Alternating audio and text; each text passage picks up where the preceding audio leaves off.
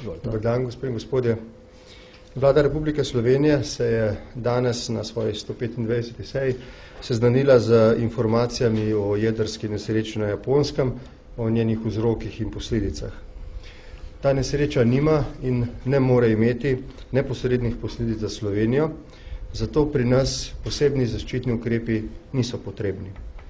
V Sloveniji imamo državni načrt zaščite pred jedrskimi nesrečami, v katerem je predvidena vrsta zaščitnih ukrepov, če bi do take nesreče prišlo pri nas ali v okolici.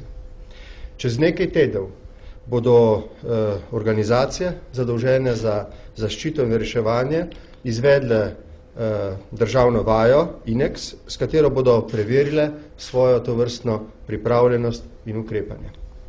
Slovenska uprava za jedrsko varnost zagotavlja, da je jedrska elektrarna Krško ustrezno grajena in bi brez posledic prenesla morebitne potresne sunke.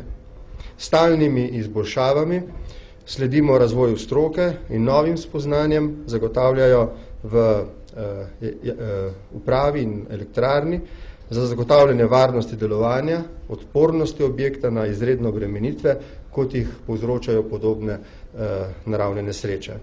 Ob tem ne dodam, da je danes vlada med ostalimi ukrepi glede tega vprašanja sprejela tudi odločitev, da v skladu z najnim pogovorom z japonskim veleposlanikom nakažemo humanitarno pomoč v vrednosti 150 000 evrov Japonske preko Rdečega križa. Zdaj bi pa glede tega vprašanja sam oziroma dr. Stritar odgovorila na vaše vprašanje. Prosim. Ja. Samo malo, mikrofon. Za predsednika vlade vprašanje. Mene zanima, če ste vi za ali proti napovedani gradnji drugega bloka nuklearke v Krškem. Da, ne in zakaj? Hvala. Jaz sem zagovornik jedrske energije. V Sloveniji imamo 3 stebre zagotavljanja recimo suverene energetske preskrbljenosti, med njimi predstavlja jedrska energija 3. steber. Seveda je pri tem vprašanju nadaljevanja investicij v jedrsko energijo vprašanje varnosti za okolje in za ljudi bistvenega pomena. Tehnologija mora biti najboljša, varnost najvišje kvalitete. Samo pod temi pogoji sem pripravljen sprejeti odločitve, toda načeloma, glede vašega vprašanja, menim, da je jedrska energija ena od energij, eden od virov energij, ki jih danes potrebujemo.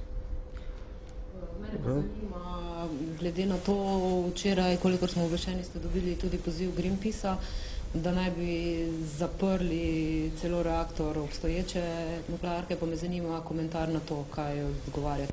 Od nesreče na Japonskem dalje smo, tako kot vsi ostali, v stalni komunikaciji z uradom ali z ljudmi v nuklearki, zato da ne bi prišlo do nobenih dogodkov, ki bi terjali ukrepanje, pa do njega ne bi prišlo.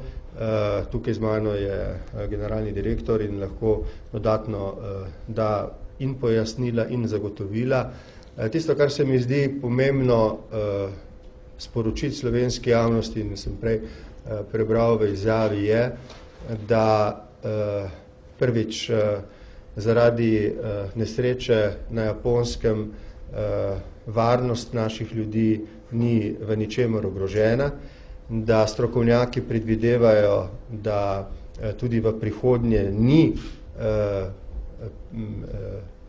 možno, da bi bila.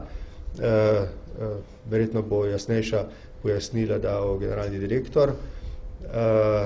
Naprej, da je jedrska elektrarna v Krškem grajena varno, da se posodablja, da se sprejemajo vsi potrebni ukrepi za nadgradnjo potrebne zaščite pred tovrstnimi izrednimi dogodki in da smo glede tega lahko pomirjeni. To zagotovilo je strani pristojnih, ki so odgovorni za učinkovito in varno delovanje jedrske elektrarne seveda zelo pomembni. In rad bi zagotovil slovenski javnosti, da vlada z vso skrbnostjo spremlja razvoj dogodkov in bo tako v okviru svojih pristojnosti, kot v okviru pristojnosti Evropske unije, mislim tukaj na svet ministrov, ki se ukvarjajo z energetiko, storila vse tiste ukrepe, s katerimi bomo kot država, ki ima jedrsko elektrarno, izvedli vse potrebne ukrepe za njeno učinkovito in varno delovanje. Gospod generalni direktor, prosim. Ja, jaz pravzaprav ne morem dosti dodati, lahko ponovim, kar še razlagamo že te dni, mislim, da dnevno. Naša nuklearka je stalno izpostavljena pregledom strani naše uprave in seveda tudi mednarodnim pregledom. Redno prihajajo tuje misije, da preverjajo, kaj se dogaja in kako se upravlja.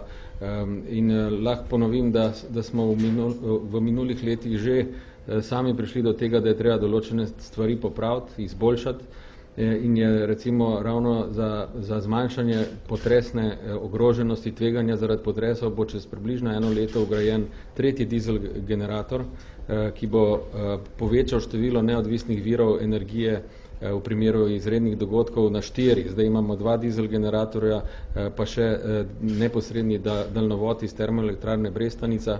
Zdaj bomo dali še ta 4. vir, 3. dizel generator, tako da s tem smo še zmanjšali tveganje. Hkrati se bo letos bomo povišali nasipe ob Savi zaradi izboljšanja protipoplavne zaščite, kajti v minulih letih je prišlo tudi do nekih strokovnih ugotovitev, da morebiti Sava lahko bolj poplavlja, kot je bilo prej predviden.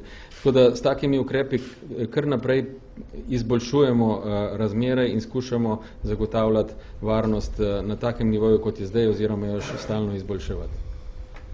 Še kakšno vprašanje za Na to direktorja temo. uprave?